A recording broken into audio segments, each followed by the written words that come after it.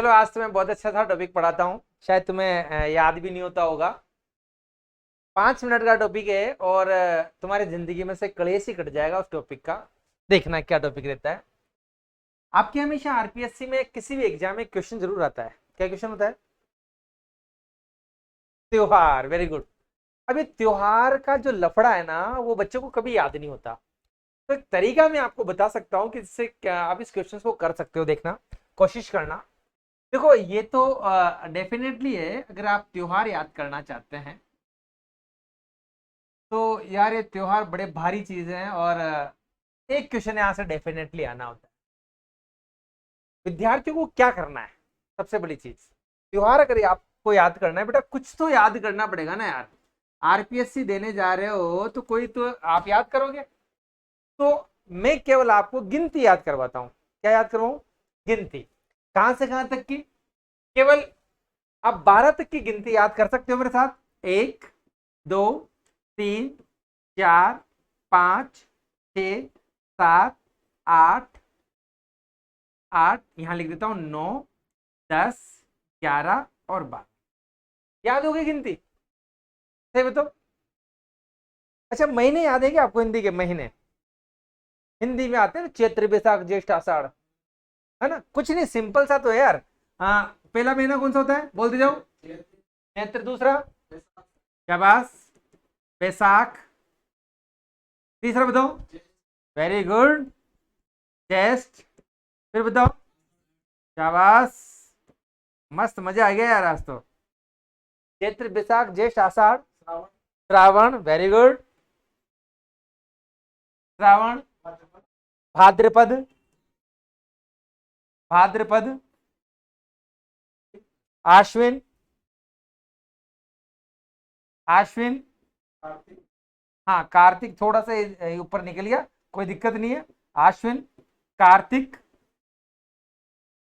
और very good, मार्गशीर्ष। अच्छा, मार्गशीर्ष के लिए मैं आपको बता दूं, मार्गशीर्ष के लिए एक शब्द का प्रयोग और होता है, आंगन का। किसका प्रयोग होता है? आंगन। मार्गशीर्ष आगे। चैत्र बैसाख ज्येष्ठ आषाढ़ श्रावण भाद्रपद आश्विन कार्तिक आंगन। आंगन, पोष, फिर माघ, फिर फाल्गुन। कितने हो गए? 12 महीने। तो ये 12 महीने याद नहीं रहेंगे अगर आप त्योहार याद करने जा रहे हो। और त्योहार याद करने के लिए आपको कितने महीने याद होना चाहिए? 12 महीने याद होना चाहिए। देखो, हमारा राजस्थान में क्या होता है यार, राजस्थान की सबसे बड़ी चीज ये होती है कि राजस्थान में एक महीने में पता नहीं कितने त्योहार आ जाते हैं। आज गणगौर आ रही है, आज ये गई, आज वो है, आज इसको अंदर लेना, पता नहीं क्या क्या चलता है। बहुत मस्त मामला चलता है। लेकिन कलेश किसके लिए आ जाता है? बच्चों के लिए, कि बच्चा कैसे याद करेगा। तो मैं समझता हूं कि अगर आपको 12 महीने याद है ना, तो आप त्योहार निकाल लोगे। अब तरीका मैं बताना जा रहा हूं, इस तरीके को ध्यान रखना। तरीका यह है कि एक सिंपल सी बात समझते हैं। अगर आसमान में आपको चांद पूरा नजर आता है, चांद देखा? चांद आसमान वाले की बात कर रहा हूं, वैसे गली कूचे की चांदों की बात नहीं कर रहा। हाँ, तुम समझ गए मेरा मतलब, है ना? चांद कहाँ का? आसमान में नजर आना चाहिए। तुम तो कहोगे साहब सड़क में नजर आ रहा है, पड़ोस में नजर आ रहा है, तो पड़ोस वाले चांद की बात नहीं कर रहा। जब चांद आसमान में पूरा दिखता है तो क्या होती है उस दिन? वेरी गुड, शाबाश। उस दिन क्या होती है? आपकी पूर्णिमा होती है। फिर एक दिन धीरे धीरे क्या होता है? चंद्रमा की कलाएं घटती है और आसमान में आपको चांद नजर नहीं आता। उस दिन क्या होते हैं? शाबाश, हो गया यार आपका काम, हो गया। हमारी जिंदगी में जो अंधेरा हो जाता है ना, वो ये अमावस्या है। शाबाश। अब फिर क्या होता है उसके बाद? फिर 15 दिन क्या बढ़ती है? चंद्रमा की कलाएं बढ़ती है ना। और फिर आसमान में क्या नजर आता है? एक दिन आपको चांद पूरा नजर आता है। और उस दिन भी क्या होती है फिर? तो इस प्रकार की प्रोसेस चलती होगी ना, पूर्णिमा अमावस्या, पूर्णिमा अमावस्या। तो अगर हम बात करते हैं छोटी, देखो बहुत छोटा सा टॉपिक है, और मैं अगर आपसे कहता हूं कि अगर आज आपने इस क्लास पे ध्यान दे लिया तो डेफिनेटली ये टॉपिक आपका कंप्लीट है। बस 12 महीने आपको याद करने हैं यार, बाकी की टेंशन मेरे ऊपर छोड़ दो। अब आप ये देखो कि एक पूर्णिमा से दूसरी पूर्णिमा के मध्य कितने दिन होते हैं? शाबाश।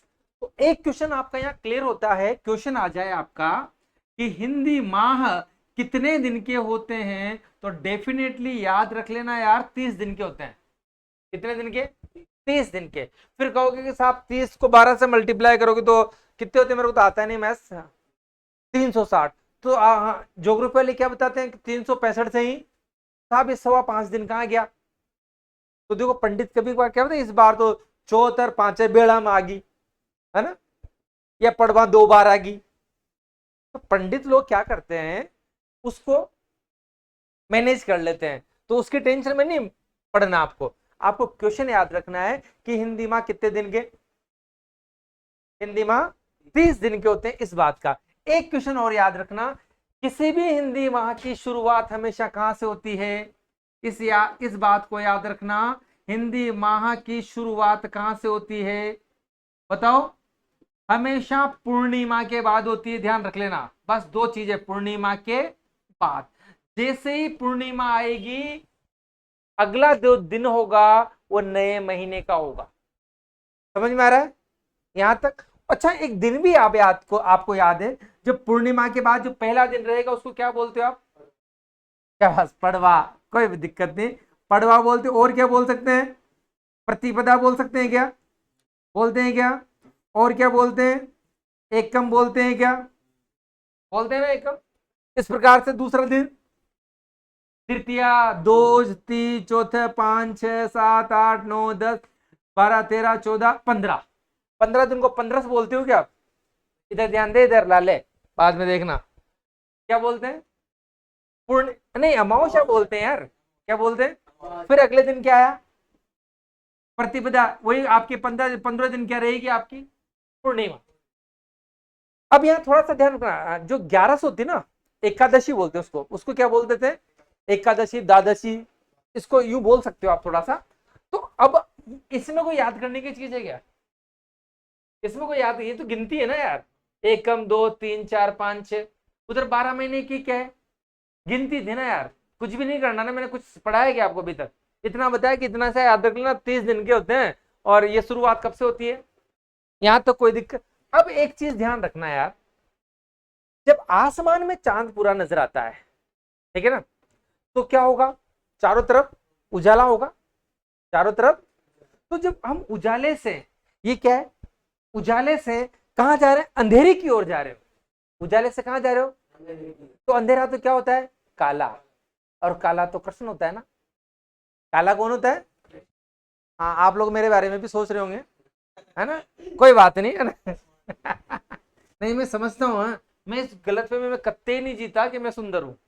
आगे चलो, ये क्या हो गया बेटा? क्या हो गया? कृष्ण पक्ष। तो ध्यान देना, क्वेश्चन है कृष्ण पक्ष कब आता है? पूर्णिमा के बाद और अमावस्या के क्या पड़ता है?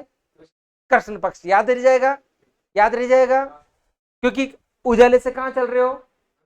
अब देखो, अंधेरे से उजाले की ओर चलते हो तो उजाला शुक्ल होता है यार, सफेद होता है। तो यहां क्या लिख दिया आपने? क्या लिख दिया? शुक्ल हो गया। तो शुक्ल पक्ष कब आता है? अमावस्या के बाद। और कोई यहाँ टेंशन लेने की बात है क्या? ये याद हो गया? कंफर्म दिल से बोलना यार, ये कोई दिक्कत नहीं है ना? अच्छा, किसी के शादी ब्याह के नोते आते हैं क्या आपके? आते हैं। तो वहां कभी कभार लिखा रहता कि यार फलाने की शादी इतनी शुद्धि को होगी, या इतनी बुद्धि को होगी। तो वहां शुद्धि बुद्धि लिखा रहता है, तो फिर हमारी शुद्ध बुद्ध वहां हो जाती है। तो यहाँ खोना नहीं है, स से स याद रखना। शुक्ल पक्ष को और क्या नाम देते हैं? बाकी क्या बच रहा है? बुद्धि। तो शुद्धि बुद्धि की टेंशन खत्म। शुक्ल पक्ष कृष्ण पक्ष की टेंशन। कृष्ण पक्ष कब आता है? अमावस्या के पहले और पूर्णिमा के। और शुक्ल पक्ष कब आता है? ये गिनती याद हो गई क्या आपको? गिनती याद हो गई। अब देखना, हम बात करते हैं, जो महीना आपने अभी मैंने लिखा था, ये चैत्र महीना है। क्या है? अगर चैत्र महीने का पहला दिन लिखने का तरीका देख लेना, मैं तरीका बताने की कोशिश कर रहा हूं। तरीका क्या होता है लिखने का, ध्यान रख लेना। सबसे पहले क्या लिखते हैं बेटा? पहले लिखते हैं महीना। क्या लिखते हैं? फिर लिखते हैं पक्ष। तो मैंने क्या कहा था आपसे कि हिंदी माह की शुरुआत कौन से पक्ष से होती है?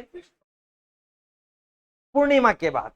क्या याद रखोगे? दिमाग नहीं लगाना, ये मेरी क्लास में दिमाग कत्ते ही नहीं लगाना होता है, घर पे रख के आए, यहाँ बिल्कुल जो दिख रहा है हिंदी माह की शुरुआत कहाँ, पूर्णिमा के बाद कौन सा पक्ष, तो हिंदी माह की शुरुआत कहाँ होती है, कृष्ण पक्ष से होती है, ध्यान रख लेना। तो लिखने का तरीका, पहले महीना लिखते हैं, फिर क्या लिखते हैं, फिर क्या लिखते हैं, पक्ष लिखते हैं, फिर लिखते हैं तिथि।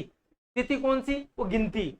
तो पहला दिन कौन सा रहेगा, प्रतिपदा या एकम, क्या लिख दोगे आप, प्रतिपदा लिख दोगे बेटा, कोई दिक्कत यहाँ पर, कोई प्रॉब्लम। तो पहले आपने क्या लिखा, पहला तरीका क्या है, पहले क्या लिखा जाता है हमेशा, दूसरे में क्या लिखा जाता है, तीसरे में क्या लिखा जाता है, तिथि, तीसरे में क्या लिखा जाता है, तिथि। तो ये वर्ष का पहला दिन हुआ क्या। अगर मैं आपसे कहूं कि आप मुझे बताओ फटाफट वर्ष का अंतिम दिन, वेरी गुड, क्या बात, तो इंटेलिजेंट है यार। फाल्गुन, फाल्गुन शुक्ल, क्या बात है यार, फाल्गुन शुक्ल पूर्णिमा आपने कहा, कोई दिक्कत, ये प्रतिपदा है और वो क्या है, पूर्णिमा, कोई प्रॉब्लम, पूर्णिमा आएगी ना। आप इसको लिख सकते हो, ये वर्ष का पहला दिन हो गया। जैसे आपकी 1 जनवरी माना की, मैं देखो माना की लिख रहा हूं यार, माना की, जैसे कहते हैं माना की एक भैंस 5 रुपए में आती है, 5 रुपए में फोटा भी नहीं आता आजकल, भैंस तो बहुत दूर की बात है ना। तो माना कि जैसे ये आपकी 1 जनवरी होगी यार, और ये क्या होगी आपकी 31 दिसंबर, मान रहा हूं मैं, केवल रिज्यूम ऐसा है नहीं, ध्यान रख लेना, ये मार्च में आएगा करीब, लगभग लगभग, इस बात का ध्यान रखना। आप तो कहोगे सर आपने ये मनवा लिया था हमसे। तो अब एक बहुत हमारे भारत में इतना अच्छा कॉन्सेप्ट है, देखो जो वर्ष का अंतिम दिन है ना यार, इस दिन हमारा एक त्योहार आता है बहुत शानदार वाला, वर्ष के अंतिम दिन में आता है। और क्या त्योहार होता है, पूरे जिंदगी भर में जितनी भी गलतियां की ना साल भर में आपने, उन सबको आग लगा दो, क्या कर दो, आग लगा दो। तो क्या, होली जलाते हो आप। तो यहाँ इस दिन मनाता है पूरा भारत क्या, होली का दहन, होली का दहन। और फिर देखो अगले दिन सब कुछ जला दिया आपने, और फिर नई शुरुआत होगी अगले दिन रंगों से। शुरुआत कहां से होगी, रंगों से। रंग, तो धुलंडी किस दिन आएगी, तो बताओ 2 त्योहार याद हुए क्या, जिंदगी में भूलोगे, जिंदगी भर जो गलतियां की साल भर आग लगाओ लास्ट तारीख को, और अगली नई शुरुआत किससे करो, रंगों से कर दो। कोई दिक्कत यहां तक। अभी मैंने आपको बताया नहीं तरीका कैसे याद करने का, अभी तो आपकी कॉन्सेप्शनल जो तैयारी है ना वो करवा रहा हूं मैं 2 मिनट में। अगले 3 मिनट के अंदर आपको ऐसा भी त्योहार निकालना सीख जाओगे, अगर ये चीज समझ में आ गई तो।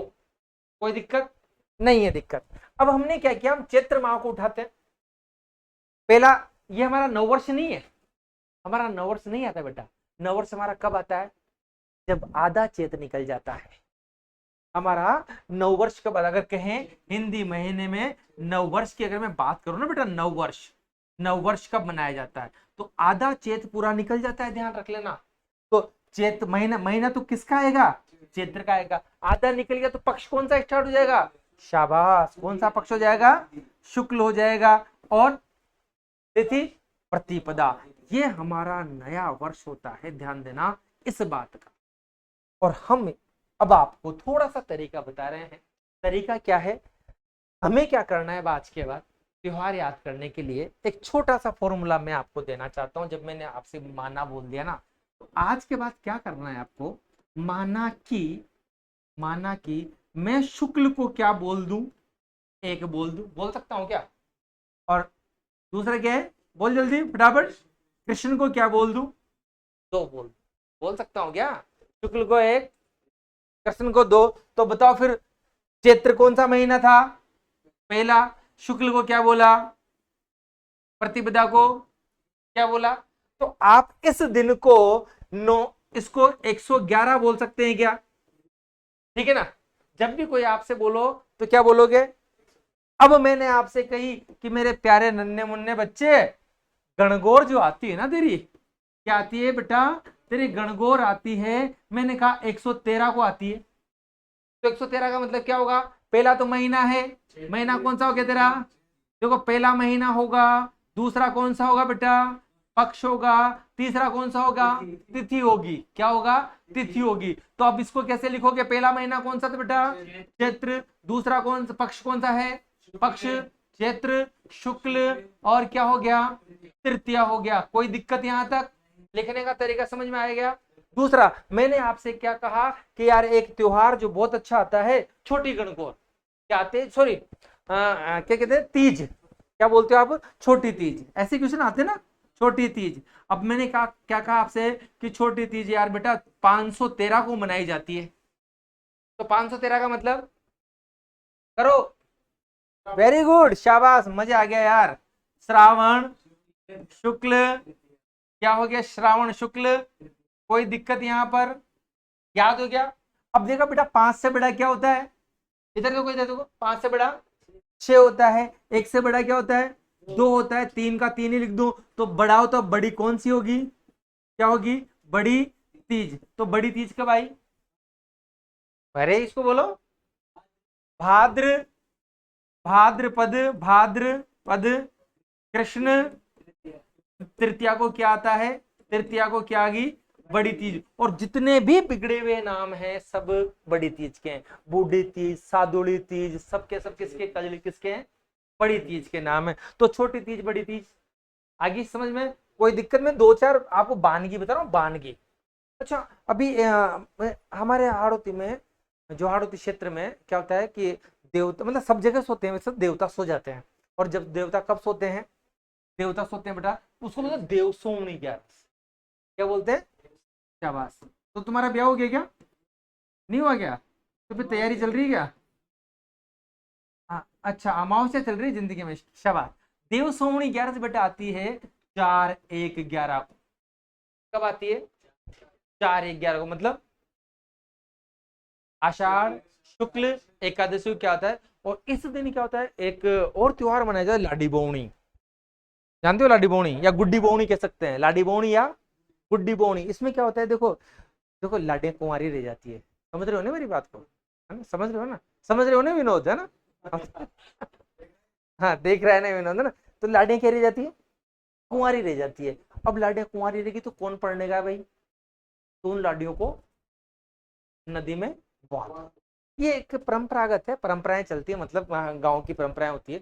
अब लाडियां थोड़ी कुंवारी रही यार, लाडे भी कुंवारे रह गए, तो क्या होगा उसमें, अब लाडे खड़े रहते तैयार, और वो कूदते तुरंत किसमें, नदी में, जहां भी लाडियां।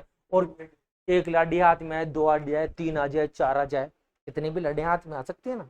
तो ये उत्सव सा हो जाता है। उसके बाद जो लाडी निकाल के लाता है, उस जो कन्या होती है उसके पास जाता है, वो गुगरी खिलाती है उसको, गुगरी खिला के उसके मुक्का भी मारती है ना, 1 रुपया देती, तिलक लगाती है। तो एक थोड़ा सा मनोरंजन का काम होता है। तो ये लाडी बोवनी है, देवता हो गए। अब देवता कितने महीने सोते हैं भाई, 4 महीने सोते हैं, तो 4 महीने सुला दो भाई, सुलाओ। यहाँ क्या हो जाएगा, 8-1-11 होगा, नहीं होगा, 8-1-11, तो क्या हो गई, अरे क्या होगी, क्या बोलेंगे इसको, देव उठनी 11, क्या बात है, तेरे फेरे जरूर पड़ेंगे भाई, हाँ तेरे फेरे जरूर पड़ेंगे। देव उठनी 11 को कब पढ़ने वाले हैं, देव उठनी 11 को फेरे पड़ जाएंगे। और देव उठनी 11 से बताओ दीपावली कितने दिन बाद आई, देव उठनी 11 दीपावली कितने दिन बाद आती है, देवता नहीं उठाते क्या, गोवर्धन जी, कितने दिन बाद, 11 दिन बाद, दिवाली के 11 दिन बाद क्या उठाते हो, देव उठाते हो ना, उठो बाबा सांवड़ा, गाजर मोर आवड़ा, पता नहीं क्या बोलते हो ना आप, वो वाली चीजें, है ना, पूजा, उठो देव राजी राजी। तो देखो 8 घटा दोगे तो क्या आ जाएगी, दीपावली। अगर आपसे पूछ लिया जाए दीपावली कब आती है, तो आप इसमें कितने घटा दोगे, 8, तो दीपावली कब आई, बता दो, 11 कम करो 1 में,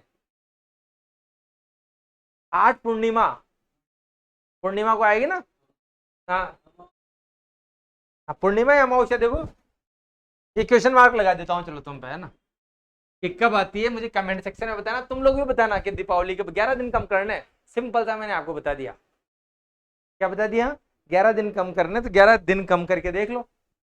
अरे यहाँ करो ना यार, यहाँ करो इस पे, पता नहीं कहाँ ध्यान रहता है।